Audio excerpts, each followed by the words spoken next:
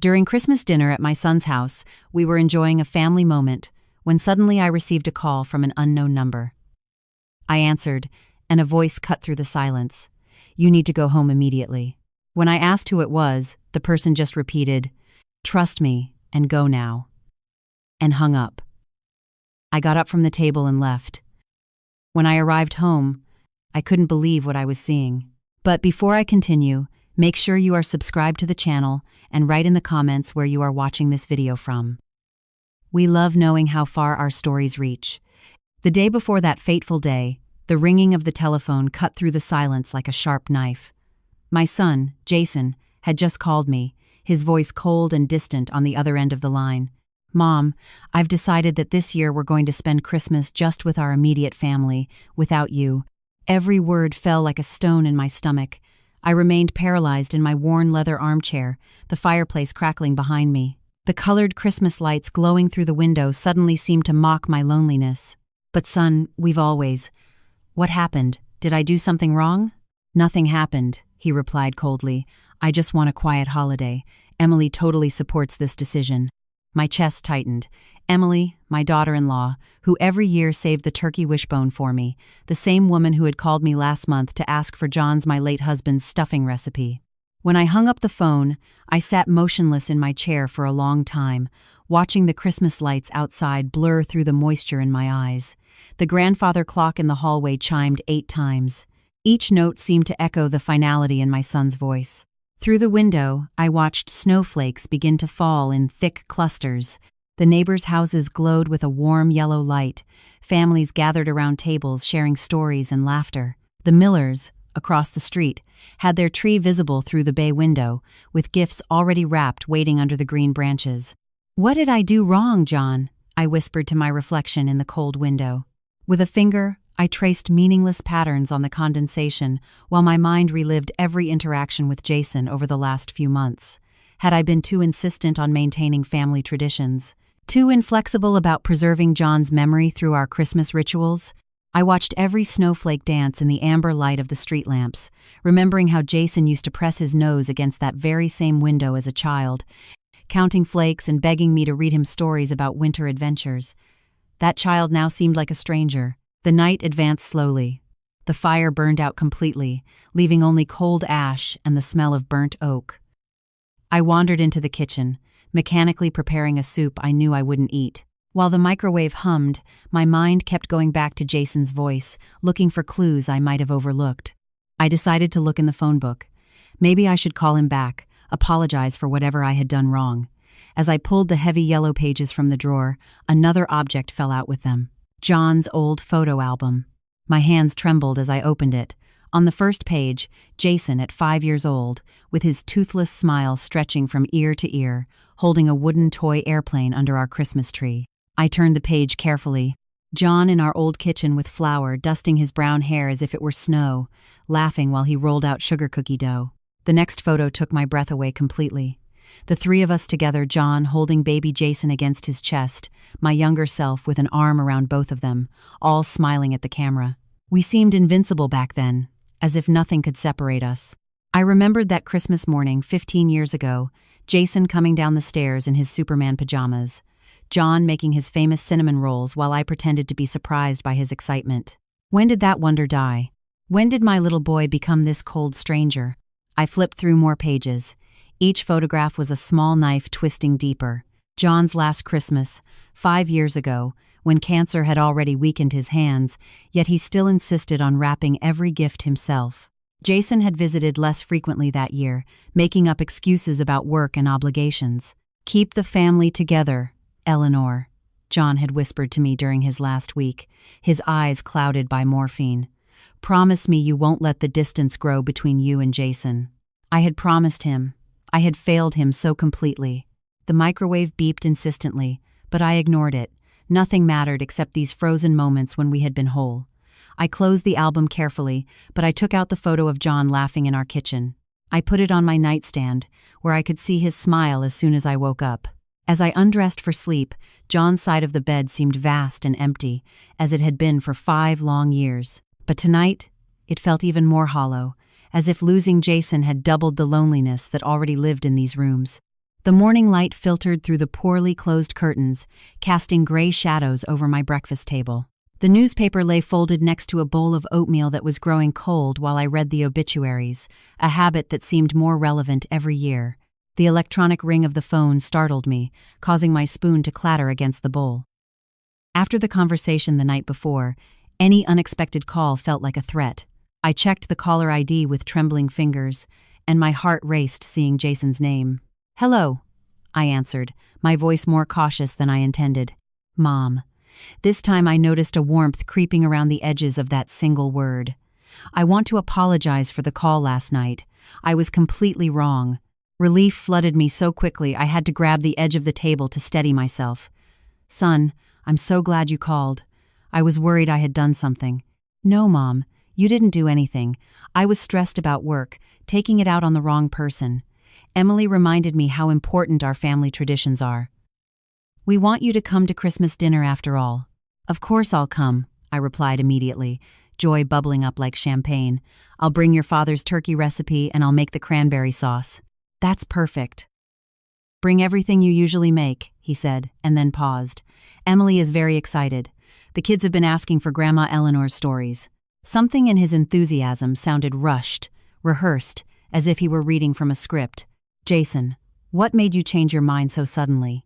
Yesterday you seemed so sure." "I simply realized my mistake." "That's all," he replied, his words running over my question. "I have to go. Work calls. See you on Christmas Day around noon." "Wait, son. Can we talk just—" "Love you, Mom. See you soon." The call cut off. I stood holding the phone, staring at it as if it could give me answers. For a moment, pure joy ran through my veins. Christmas was saved, my family restored. But in the silence that followed, doubt seeped in like cold air through a cracked window. Something in Jason's voice didn't sound natural. The words were right, the apology appropriate, but the delivery felt hollow, mechanical, as if he were checking items off a list. I walked to the kitchen window, where last night's snow had transformed the yard into a white paradise. The neighbors' kids were already building a snowman. Their laughter reached me. Normal families doing normal things on a normal December morning. "Maybe I'm overthinking it," I murmured to John's memory. As I went about my morning routine, dishes in the sink, newspaper to recycle, cup rinsed, that uneasy feeling grew stronger. Jason had avoided any attempt at deeper conversation, fleeing the phone as if he feared uncomfortable questions. Something he said resonated in my memory. Emily reminded me how important our family traditions are. Since when did Emily need to remind Jason of something so fundamental? And why mention her support so specifically? As if he needed permission to invite his own mother. The next 3 days were pure determination. I woke up on December 22nd with an energy I hadn't felt since John's death, humming Christmas carols while I brewed my coffee. My notepad filled quickly with menu plans and shopping lists, every item checked and rechecked.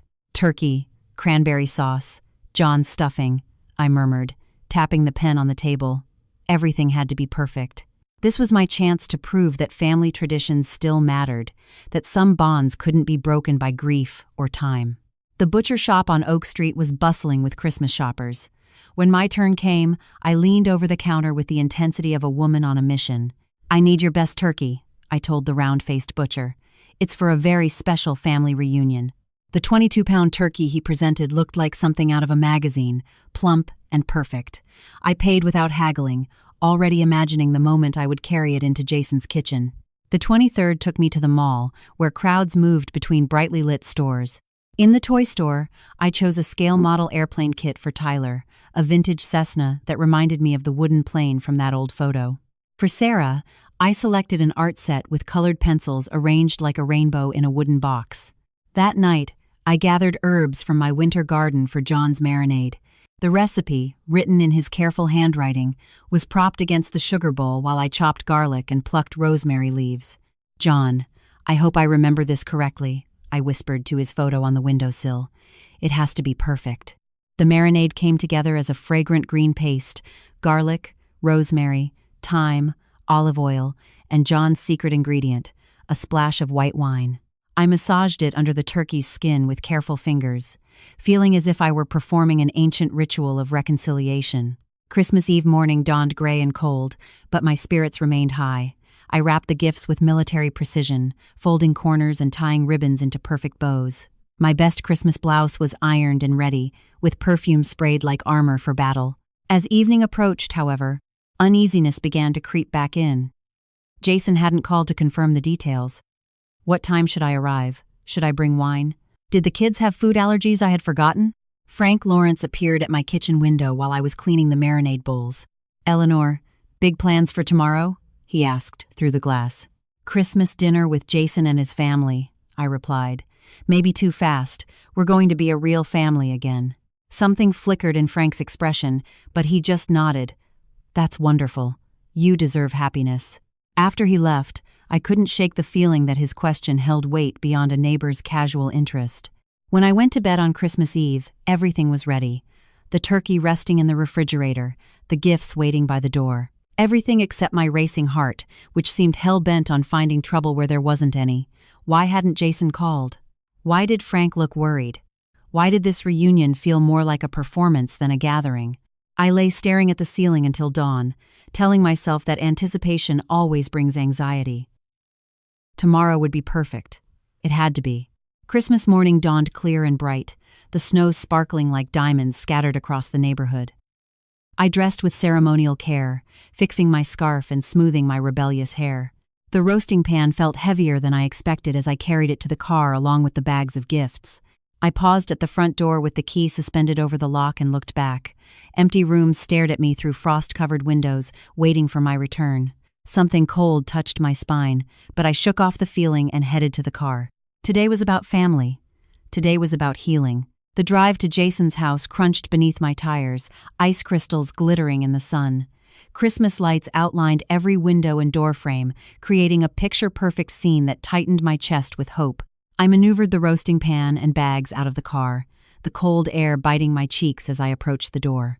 Before I could knock, it opened, revealing Emily's warm smile, flour dusting her red sweater like baking snow. "Eleanor, so good you're here. Come in before you freeze." The house smelled of cinnamon and pine. Christmas music floated from hidden speakers, while colored lights cast rainbow shadows on the polished hardwood floors. Tyler appeared at my side like magic, bouncing on his toes with barely contained excitement. "Grandma Eleanor, did you bring presents? Can we open them now?" "Mom said we have to wait," Emily replied, laughing, taking the heavy roasting pan from my hands. "This weighs a ton. What did you do to it?" "The secret is John's marinade," I explained, unwinding my scarf as Sarah peeked shyly around the corner. 24 hours of garlic, rosemary, and patience. Martha and Joe Miller, Emily's parents, greeted me warmly. Jason appeared last, straightening his tie with movements that felt too precise, too controlled. His smile reached his mouth but stopped somewhere short of his eyes. "Thanks for coming, Mom. It means a lot to us." Something in his tone made me study his face more carefully, but Tyler grabbed my hand and dragged me toward the dining room before I could analyze what I had heard. The table gleamed under the soft candlelight, places set with Emily's good china and napkins folded into perfect triangles.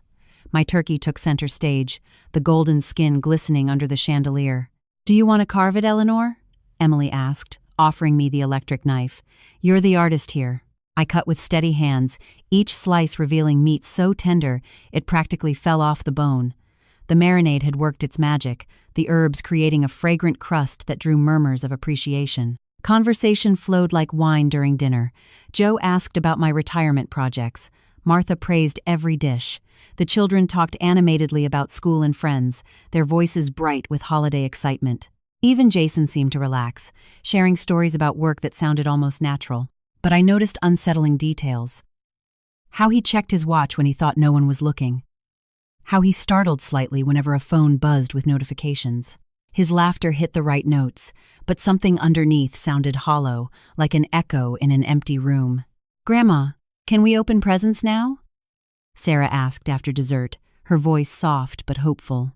"Please, please, please," added Tyler, bouncing in his chair until Emily put a calming hand on his shoulder. In the living room, wrapping paper soon spread like colored snow across the rug. Tyler's eyes went wide as he unwrapped the scale model airplane, a Cessna like the ones at the air show. "Can we build it together?" "Of course," I promised, feeling warmth spread through my chest. "That's what grandmas are for." Sarah hugged her art set, already planning masterpieces. I'm going to draw our whole family, even great-grandpa John, so he can be with us too." The room went quiet for a moment, John's absence suddenly present among us like an invisible guest, but it wasn't the sharp pain I had carried for 5 years. It was something gentler, as if he were smiling at us from somewhere distant. "He would have loved this," I said, my voice raspier than I intended. As the evening went on, the warmth of the meal wrapped around us like a comfortable blanket. Joe and I discussed baseball while Martha helped Emily with the dishes.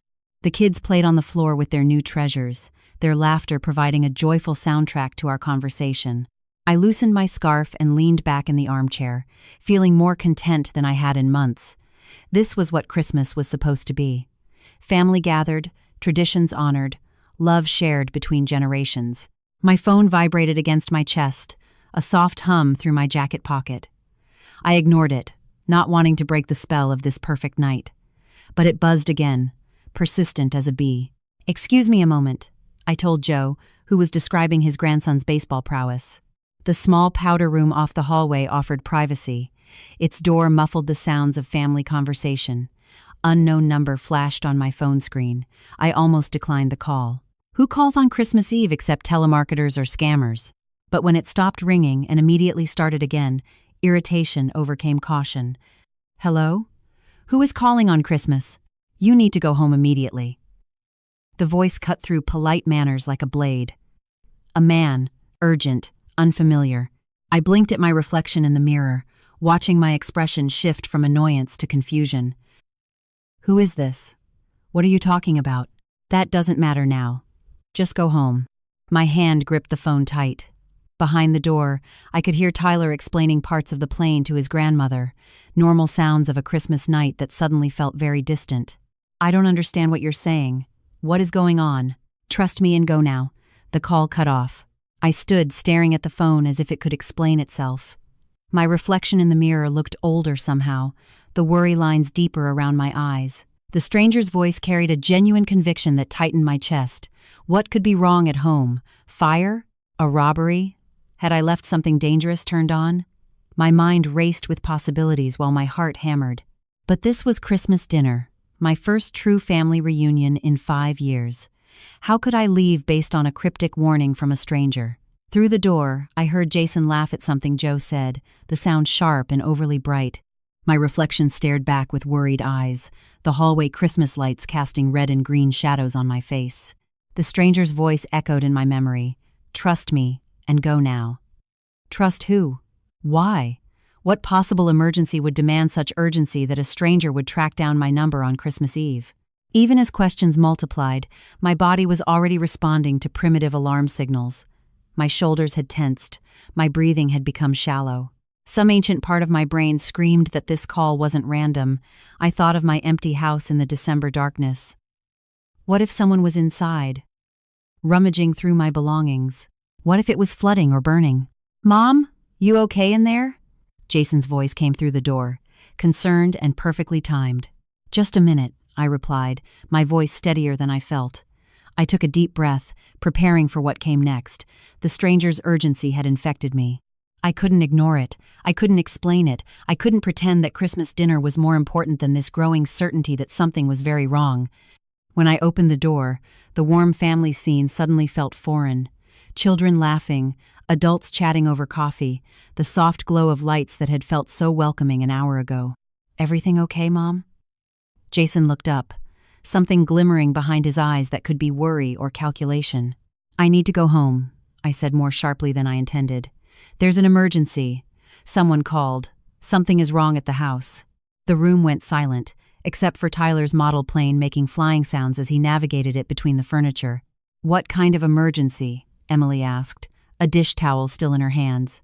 My fingers fumbled with the buttons of my coat, muscle memory failing under stress. "I don't know yet. They just said I have to go home immediately."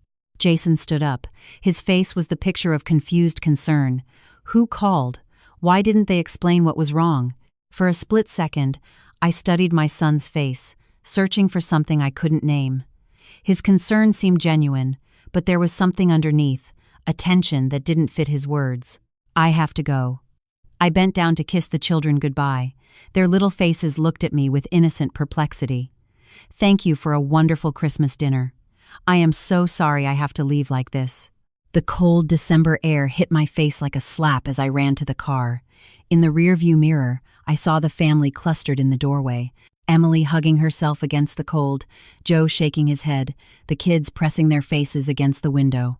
Jason stood slightly apart from the group, his silhouette dark against the warm light spilling from inside. The suburban streets stretched empty before me, Christmas lights twinkling from house to house like distant stars.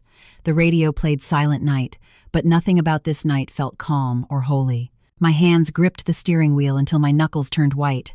That mysterious voice repeated in my mind with every mile, "Trust me and go now." But trust whom? And why? The speedometer crept past the limit as empty intersections passed in a blur. I ran a yellow light, then another, driven by some screaming primitive instinct. Danger. Was it a burglary? Someone saw the dark, empty house on Christmas Eve, an easy target while the owner celebrated with family. But how would a stranger get my phone number? How would they know I wasn't home? My mind went back to Jason's behavior during dinner, the way he checked his watch, that forced laugh, the relief that had flashed across his face when I announced my departure. Was I imagining connections that didn't exist, or had my son seemed almost eager to see me leave? I entered my neighborhood, noticing how few houses showed signs of life. Christmas Eve in the suburbs meant families gathered inside, curtains drawn against the cold, perfect conditions for a crime.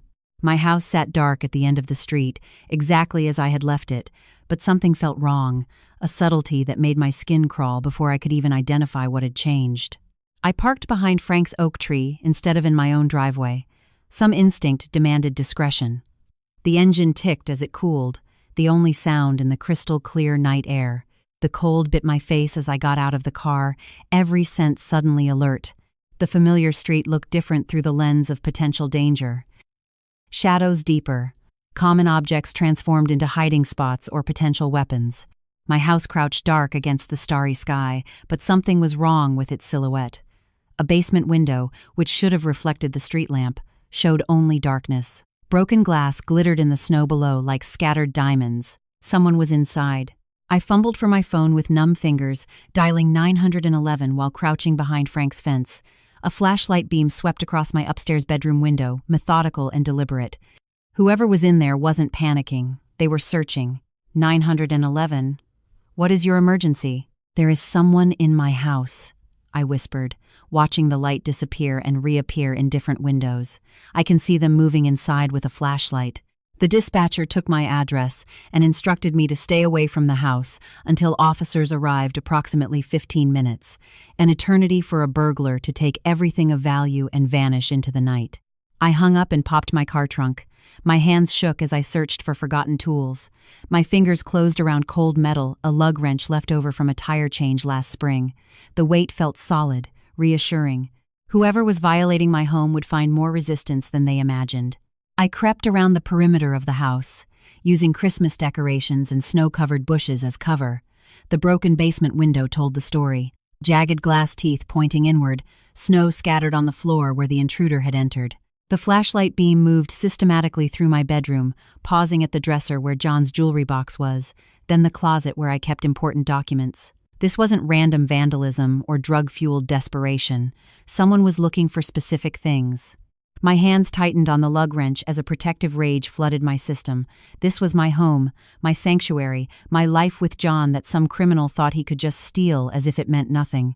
I positioned myself in the shadows beside the broken window, ears straining for sounds from inside. Footsteps creaked on the floor above someone moving with purpose through rooms that held 40 years of memories. The beam of light swept back and forth like a lighthouse, searching, always searching. What were they looking for? Cash, jewelry, electronics, or something more specific, more personal? The footsteps moved toward the stairs, coming down to the basement, in my direction. My breath came in short puffs that vaporized in the freezing air. Every muscle tensed as I pressed myself against the house's foundation, the lug wrench raised. Whoever emerged from that window would come face to face with a very angry homeowner. The basement light flickered briefly, then went dark again. Cautious. Smart. But not smart enough to expect me in the shadows. Papers rustled inside documents being examined, selected. The sound tightened my stomach with the feeling of violation. Those were private papers, personal records, fragments of the life John and I had built together. How dare some stranger put his dirty hands on our private affairs? A chair dragged across the basement floor. Drawers opened and closed with soft thuds. The methodical search continued without haste, despite the risk of discovery. Whoever was inside felt safe, confident that they had time to find what they wanted. The flashlight beam approached the broken window, casting long shadows across the snowy yard. I stuck closer to the brick wall, the lug wrench trembling in my grip from cold and adrenaline. A bag appeared, first dark canvas stuffed with papers and small objects. Then a leg, carefully testing the window frame before committing to the exit. I held my breath, every muscle ready for action. One more second and I would have my answers about who thought they could rob Eleanor Daniels on Christmas Eve. The second leg emerged from the window, followed by a torso I recognized with sickening clarity.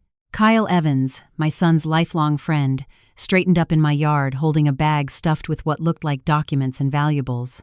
"Kyle!" I stepped out of the shadows with the lug wrench raised, my voice cracking the silence like a whip. He spun around, nearly losing his footing on the slippery ground. The bag dropped from his startled grip, papers scattering across the snow like confetti. His face went pale as a ghost in the dim light of the neighboring houses. "Eleanor, I didn't want to. This wasn't my idea. Whose idea was it?" I stepped closer, the lug wrench heavy in my hands. Documents lay scattered at his feet, John's will, bank statements, stock certificates. Kyle raised his hands, backing against the wall with nowhere to run. "He said you would be at dinner for hours. He said you would never know." "Who said that?" But even as I asked, the cold realization was already crystallizing in my chest, like ice forming around my heart. "Jason knew you would be at dinner." The words came out in a panic. He planned this whole Christmas reunion so I could. The lug wrench slipped from my fingers suddenly, strengthless, hitting the snow with a dull thud. "My son sent you." Kyle nodded miserably, tears running down his face in the cold air. "He needed John's will. The Boeing stock certificates. He said you were going to donate millions to charity instead of the family." Every word hit like a physical blow. I staggered back, looking at the papers scattered in the snow. John's careful handwriting on legal documents, stock certificates worth more money than most people saw in a lifetime, our life savings reduced to targets of theft. The Christmas dinner. My voice came out as a hoarse whisper. The apology, the invitation. It was all fake. "He's desperate, Eleanor." Kyle crawled on his knees, trying to gather the scattered documents with trembling hands. Gambling debts, bad investments. He owes people who don't forgive late payments. My legs wavered as the full extent of the betrayal settled in. Jason had looked me in the eye across that dining table. He had accepted my turkey and gifts. He had let his children sit in my lap, all while knowing his friend was ransacking my house. How much does he owe? Close to $200,000. Kyle's voice was barely audible. He found out about the Boeing stock in John's estate papers. He said it was family money anyway, that you would understand eventually. Family money. John's legacy, carefully preserved and invested over decades, reduced to a gambling debt payment. The stock he had bought with his teacher's salary, penny by penny, trusting his wife would use it wisely. I picked up one of the scattered certificates, John's name printed in careful calligraphy at the top. $2.3 million in Boeing stock bought over 30 years when the company was struggling and shares were cheap. His retirement nest egg, his security blanket against an uncertain future. Jason was going to steal my husband's life savings to pay off gambling debts.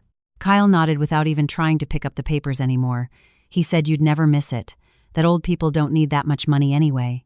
The casual cruelty of that dismissing 68 years of life as irrelevant, reducing John's memory to a target for theft, made something inside me snap like ice on a frozen lake. My phone began to ring, the sound shrill in the winter silence. I looked at the screen. "Jason is calling. He's probably wondering why you left dinner early," Kyle said miserably. "He's going to be furious that I got caught." I stared at my son's name on the screen, my thumb suspended over the answer button. Behind me, police sirens wailed in the distance, getting closer. Before me, scattered in the snow, lay the wreckage of John's trust and my faith in family. The phone kept ringing insistent as guilt, demanding as greed. The sirens wailed closer, red and blue lights beginning to flicker through the bare tree branches like a twisted Christmas display. I stood over Kyle, who remained huddled in the snow next to my scattered documents, his confessions still echoing in the freezing air. 2 police cruisers turned the corner, their headlights sweeping my yard and illuminating the broken window like evidence in a crime scene photo. The officers emerged with practiced efficiency, hands resting on their belts, eyes quickly assessing the situation. "Ma'am, are you the homeowner who called 911? The female officer approached with quiet authority, her badge reflecting the Christmas lights from the neighboring houses. "Eleanor Daniels. This is my house, and that man broke into it." I pointed at Kyle, who raised his hands higher, as if surrendering to an army instead of 2 suburban cops. The second officer knelt beside Kyle, beginning the familiar ritual of rights and handcuffs, while his partner focused on me. "What was stolen, Mrs. Daniels?" I picked up John's will from the wet snow, its edges darkened by moisture, but the text still readable. He took financial documents, my late husband's will, Boeing stock certificates worth over $2 million, bank information. $2 million? The officer's eyebrows raised as she examined the soggy papers. That's grand larceny territory. Frank Lawrence appeared from his house, a robe tied over his pajamas, slippers crunching in the snow as he approached. His wrinkled face showed relief mixed with worry. "Frank, was it you who called me?" I asked, the pieces finally fitting together. "I saw someone with a flashlight moving through your house around 9, he said, nodding to the officers. "I couldn't just ignore that on Christmas Eve. I had to track down your number in the neighborhood directory. You saved more than just my belongings tonight." I squeezed his shoulder, grateful for neighbors who still cared enough to get involved. The officer looked between us with growing understanding. "So, this wasn't a random break-in. Mr. Evans here knew the house would be empty. He is my son's friend," I said, the words tasting bitter. "My son knew I would be at his house for Christmas dinner. He planned all of this." Kyle, now handcuffed and sitting in the back of the patrol car, stared out the window with the expression of someone watching his entire future crumble. The officer taking his statement nodded gravely as the details emerged. The gambling debts, the planned robbery, the manipulation of family traditions.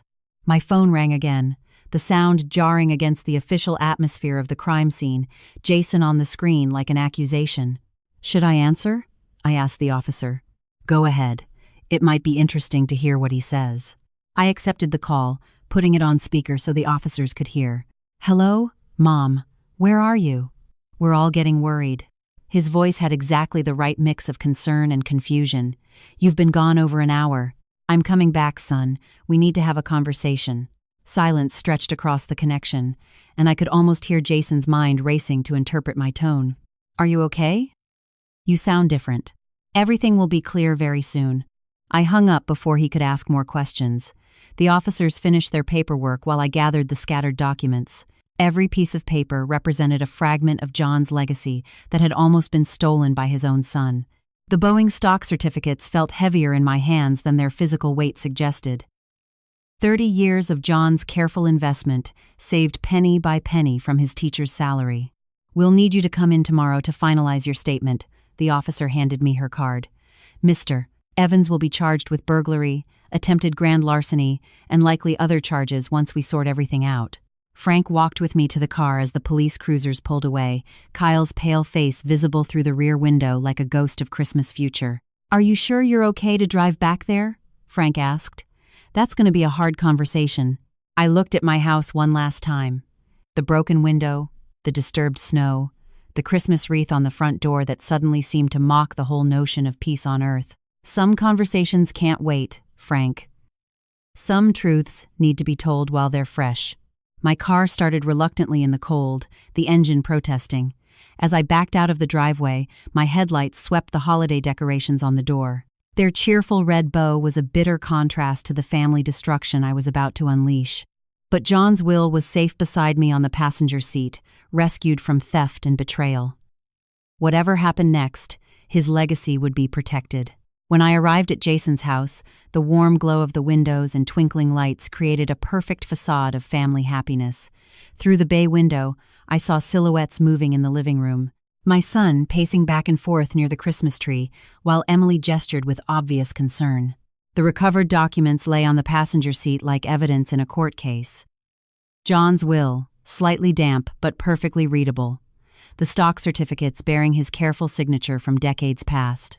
I picked them up with care, each paper a weapon in the battle for truth I was about to wage. I didn't knock. This was still family. Even if that word had been poisoned by greed and betrayal, the front door opened to a scene of worried domesticity. Emily folding dish towels near the kitchen entrance. Joe reading a magazine while Martha worked on a crossword puzzle. The children scattered on the rug with their new toys. Everyone looked up when I entered, and I watched as Jason's face transformed from relief to confusion and then to rising alarm as he noticed my expression. "Eleanor!" Thank God. Emily rushed toward me with genuine concern in her features. "What happened? You look terrible." "Ask your husband what happened, Emily." I placed the documents on the coffee table with deliberate ceremony, arranging them so everyone could see John's familiar handwriting on the will, the official paper with the Boeing letterhead on the certificates, the routing numbers on the financial statements. Jason stared at the papers as if they were evidence of his own execution. "Mom, I don't understand what you're talking about. These are John's will and the Boeing stock certificates that Kyle tried to steal tonight. He is currently in police custody, charged with burglary and attempted grand larceny." Joe's magazine slid from his hands. "Stock certificates. What stock?" "John left me Boeing stock worth $2.3 million. I watched every face process this information. Surprise, confusion, dawning realization. He bought them over 30 years, investing his teacher's salary when the company was struggling. Jason found out I planned to donate the estate to veterans organizations and educational charities. Mom, that's our family inheritance." The carefully constructed facade cracked, revealing the desperation underneath. "You can't just give it all to strangers. I can do whatever I want with my money. But you decided to steal it instead of talking to me." Emily sank onto the sofa, a hand covering her mouth as the pieces clicked into place. The Christmas invitation, the sudden reconciliation, all planned to give Jason an alibi while his friend robbed my house. I turned to look my son directly in the eye. "You used Christmas. You used your children's joy. You used your wife's kindness. You used my grief for your father to cover up a robbery." Martha's crossword puzzle fell to the floor, forgotten. "Jason, please tell us this isn't true." But Jason couldn't deny it anymore. The evidence was spread across the coffee table, and his friend's arrest had eliminated any chance of covering up the conspiracy. "You don't understand the pressure I've been under. The debts. The people I owe money to." "How much?" Joe's voice held the authority of a man who had managed finances all his life. $200,000. Jason's admission fell into the room like a bomb. Bad investments, a little gambling. It started small, but it grew so fast. "So you decided to rob your mother?" Emily's voice broke. "To use our children as props in a criminal scheme?" Tyler looked up from his scale model plane, sensing adult tensions he couldn't understand. "Why is everyone yelling?" Sarah clutched her new art supplies closer, colored pencils scattered across the rug like rainbow shards of the family that was breaking apart around her. "Your father made some very bad choices," I told the children softly. Then I looked back at Jason. Choices that hurt the people who trusted him. I didn't want to hurt anyone. Jason was unraveling completely now, years of careful deception collapsing under the weight of exposure. I just needed time to fix things. To pay what I owed. By stealing from your mother on Christmas Eve? Joe stood up, his usual calm replaced by moral outrage. Lying to your wife? Using your children as alibis? Emily was crying now, not the gentle tears of holiday sentiment, but the harsh sobs of someone watching their entire life dissolve. "How long have you been lying to me? About money? About work? About everything?" Martha gathered the confused children closer, shielding them from the adult devastation unfolding at their Christmas celebration. I looked around the room. Emily's tears, the grandparents' shock, the children who didn't understand why their holiday joy had turned into chaos. My son slumped in his chair with his head in his hands. This family was broken, carved up by greed just as efficiently as any knife. The Boeing stock will go to veterans programs and education funds, exactly as John would have wanted. I picked up the documents from the table, preparing to leave this wreckage. He believed in helping others, in building something meaningful. You turned his legacy into a target for theft.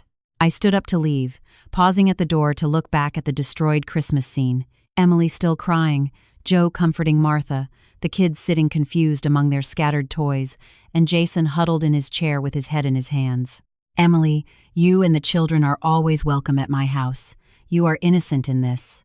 I walked out into the cold December night, leaving behind the warm lights and the remains of what was once my family. The next morning, light filtered through the kitchen window, casting long shadows on the table where John's rescued documents lay neatly arranged next to his photograph. Steam rose from the coffee in my favorite mug, the one he had given me 20 years ago with World's Best Husband printed in faded letters. As I read the stock certificates with fresh perspective, I realized they represented more than money. Each purchase date told a story. September 1995, when Boeing struggled with layoffs and John saw an opportunity. March 2001, after the tech bubble burst. December 2008, during the financial crisis. When others sold in panic and he bought with faith. My phone rang, interrupting the quiet morning routine. Emily's name on the caller ID tightened my chest with worry. Eleanor, I'm sorry. Her voice was hoarse from crying, but determined. I never knew about Jason's plans, about any of this. None of this is your fault, Emily. You are a good woman who trusted the wrong man. I'm filing for divorce. The words came out rushed. The kids don't deserve a criminal father, and I won't live with someone who could do what he did. You are welcome in my life always. You and the children. Thank you. That means a lot. After she hung up, I stayed staring at John's photo, remembering our conversations about family, about values, about what really mattered. He would have been heartbroken by Jason's choices, but proud that the truth finally emerged. A knock on the door interrupted my reflection. Frank was on the porch, concern etched in his aging features. How are you holding up, my friend? It hurts, Frank, but now I am free of the lies. I invited him in, grateful for solid friendship in the aftermath of family destruction.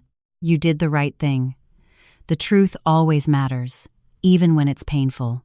I poured him coffee as we talked about practical matters, changing the locks, upgrading security systems, revising my will to ensure Jason could never access the estate.